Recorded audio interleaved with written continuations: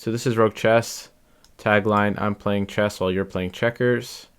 We're going to play an online game. I'm going to copy a link and share it to a friend.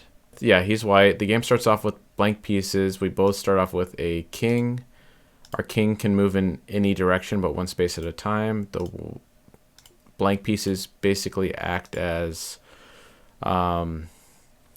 pieces that we can augment later. They can only move one position diagonally forward.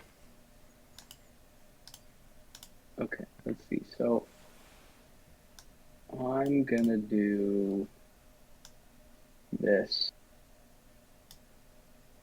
And now that I've moved, I can upgrade a piece. There we go. All right, so you can tell yellow is the position that he moved from. Green is the piece that he has upgraded. I'm not worried. You should be worried. Okay. Yeah, maybe go into why your strategy. Wait, I mean, you don't have to tell me your strategy, but I'm guessing that you think. Well, yeah. So I feel like we're still figuring out what the right strategy is, but the strategy of upgrading from the back to the front means that my most vulnerable pieces are the ones that haven't been promoted. So I'm not as worried about losing them. I'm gonna do this, and then I'm gonna, as you can tell, most pieces are bishop and rook are 5 levels, queen is 6 levels, and then knight is 2 levels.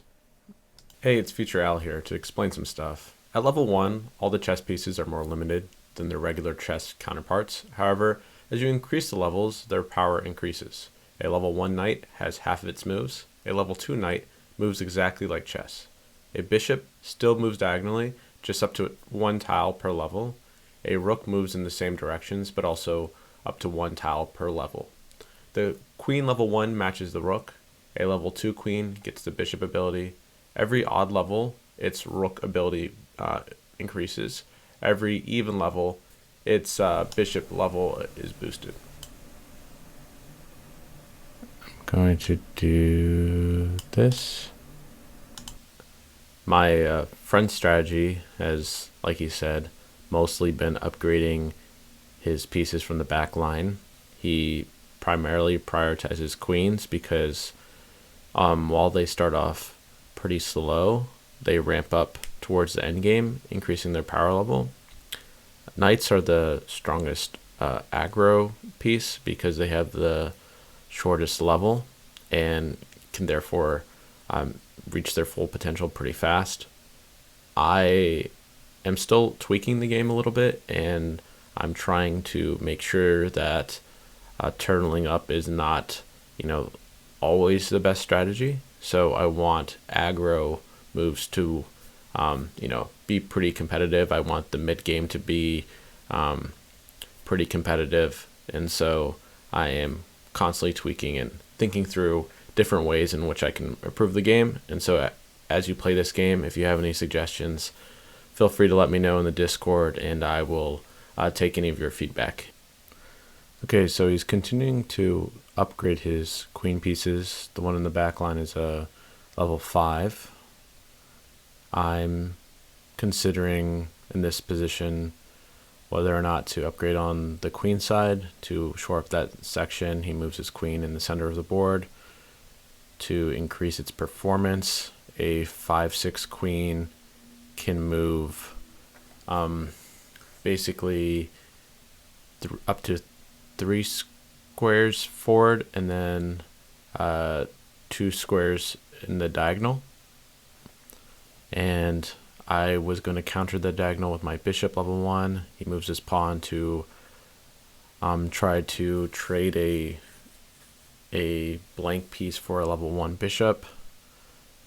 I see myself having no option in this regard. So I move my rook into the center board to contest his queen. Level 4 rook would be a easy counter to a level 5 queen. His level 1 queen cannot move diagonally. He moves his queen closer to my rooks because they're weak on the diagonal. And then I'm a little worried that he might upgrade his level 1 queen to a level 2 queen. I take his blank piece protected, and then I upgrade my bottom row so that I can have more protection later. I'm still sort of protected. He moves his other queen into the game. I move this queen in the center, thinking that I can shore up the diagonals, and I upgrade the back rook so that it can start defending that middle queen. He moves his queen slightly out of the way. I'm moving my stuff in his direction so I can think about trading like a level 3 or level 2 for his level 5. His other queen just got upgraded. It puts my level 4 rook in danger now. I'm just continuing to move my pieces so that I'm putting pressure against his high level pieces. Now he can take my other rook, but I'm defending him with my bishop so he doesn't get for free. I'm upgrading my other pieces,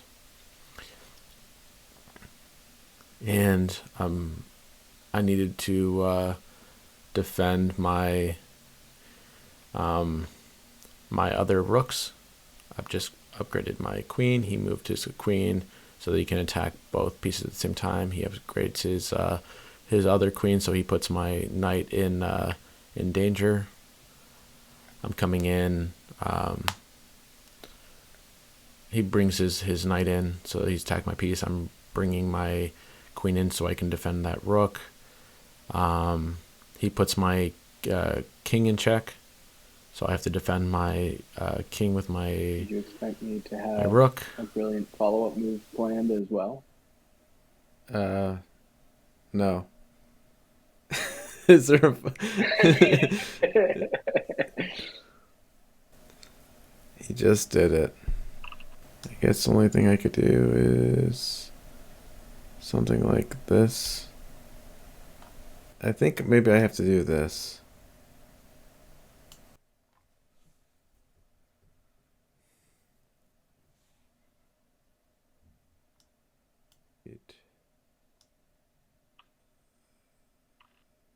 This. Well, there's a lot more carnage at the end of this game. Yeah, this is a pretty intense one. You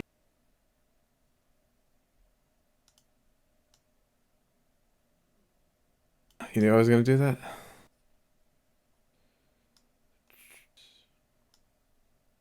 And let's just do that. That was not a good move at all. Not at all. For you or for me? You've been forked, my friend. Oh my God! What? How did I not see that? Jesus Christ! That was so lame. Now I have to pick up the pieces after that disaster. I move my king, upgrade my rook. He moves his knight to capture my piece, so I come in and I trade my take my queen and take over. Upgrade my rook to increase my right side. He brings his queen into the action. I directly challenge his queen with my queen, upgrading my rook. On the left side, he has to move his queen because I was attacking him. My rook is slightly out of range. I bring my other rook in, which is being defended by the rook below, to directly challenge his queen again. If he moves a queen, then I can trade that for the other rook. He sees that, and so he has to take the trade. I capture his queen. His rook is still being challenged, so he captures me, and then I have to, basically capture him. Right now it's basically tied. My levels of my queen and his rook are much higher than his, and I want to upgrade my queen because it's more in the game. It's more central. I have to move my rook closer to the battle, but it's level 4, so it can move pretty quickly. So I move that one into the battle before he gangs up on my queen. So my plan is to then push that into the battle soon.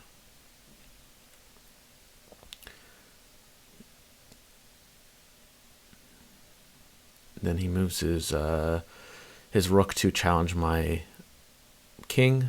My king is now a check, so I have to now move my king somewhere.